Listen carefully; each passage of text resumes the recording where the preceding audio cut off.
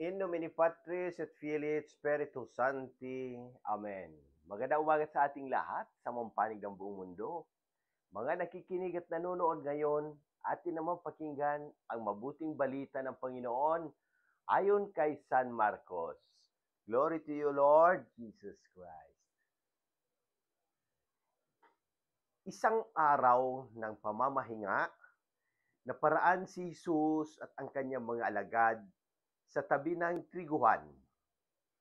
Habang daay, nangingitil ng uhay ang mga alagad, kaya't sinabi ng mga Pariseo kay Jesus, "Tingnan mo ang ginagawa ng iyong mga alagad. Bawal iyan kung araw ng pamamahinga." Sinagot sila ni Jesus, "Hindi pa ba ninyo nababasa ang ginawa ni David noong si Abiatar, ang pinakapunong saserdote, nang siya't ang kanyang mga kasamay magutom at walang makain? Pumasok siya sa bahay ng Diyos at kumain ng tinapay na handog ng Diyos. Ayon sa kautusan, ang mga saserdote lamang ang may karapatang kumain niyon. Ngunit kinain yun ni David at binigyan pa ang kanyang mga kasama." Sinabi pa ni Jesus, itinakda ang araw ng pamamahinga para sa kabutihan ng tao. Hindi nilikha ang tao para sa araw ng pamamahinga. Kaya't maging ang araw ng pamamahinga ay nasa ilalim ng kapangyarihan ng anak ng tao. Ang mabuting balita ng Panginoon. Praise to you, Lord Jesus Christ. Pagnilaya natin bilang mga Romano Katoliko sa unang pagbasa sa Hebreo chapter 6. At sa pagunita kay Santa Agnes Dalaga at Martir. Ang aral ng mabuting balita ay naglalagay ng diin sa tunay na layunin ng araw ng pamamahinga, Sabat. Ang kabutihan ng tao at ang pagpapakita ng awa at malasakit sa kapwa. Itinuro ni Jesus na ang batas ng Diyos ay hindi dapat maging pabigat sa tao, kundi magdala ng buhay at biyaya.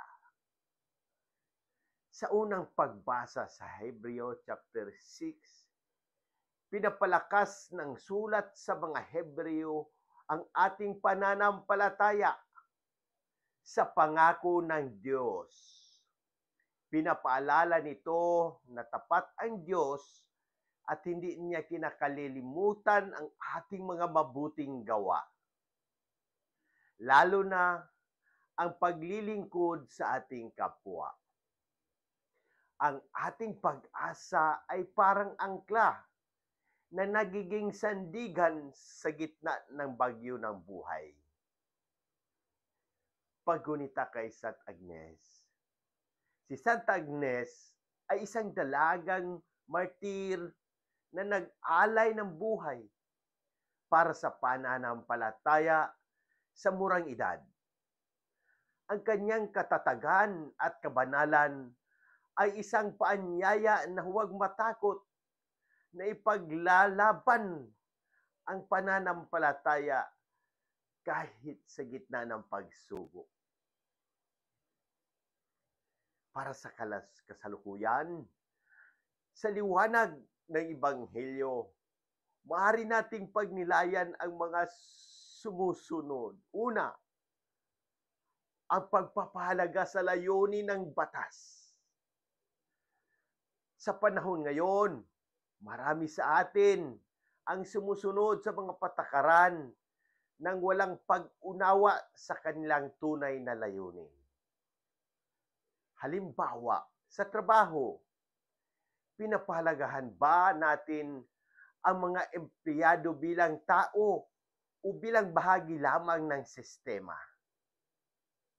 Sa pamilya, sinusunod ba natin ang tradisyon para sa pag-unlad ng samahan o nagiging mababaw na ritual na lamang ito?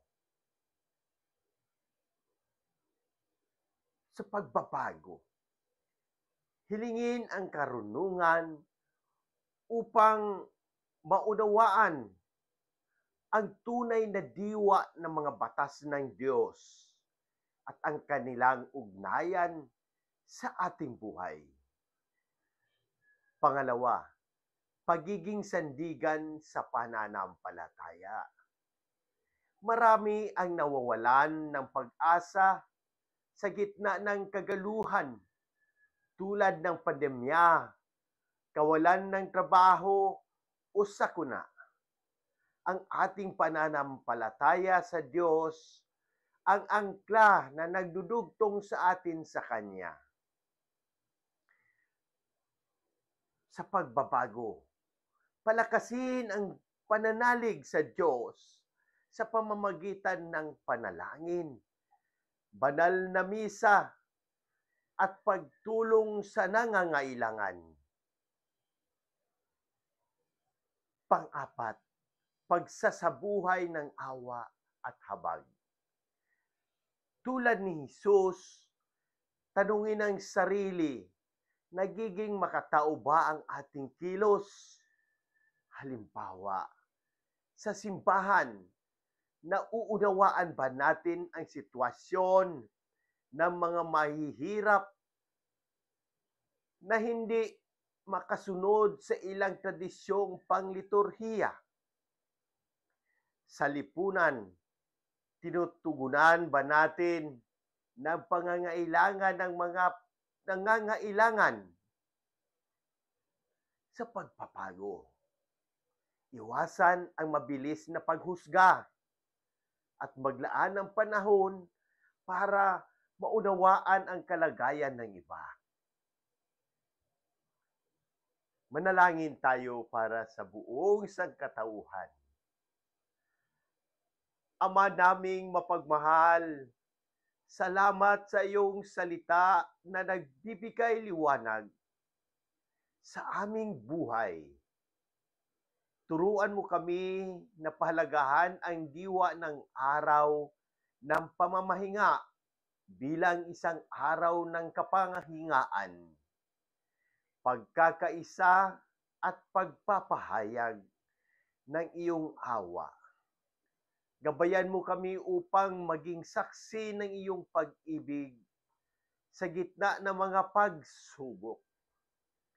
Naway magkaisa ang sangkatauhan sa kapayapaan, katarungan at malasakit. Sa ngalan ni Jesus, ang anak ng tao. Amen. Ang ating mga referensya ay Catechism of the Catholic Church, 2173. The Sabbath was made for man, not man for the Sabbath. Lumen Gentium, Dogmatic Constitution on the Church, Vatican II, number 40.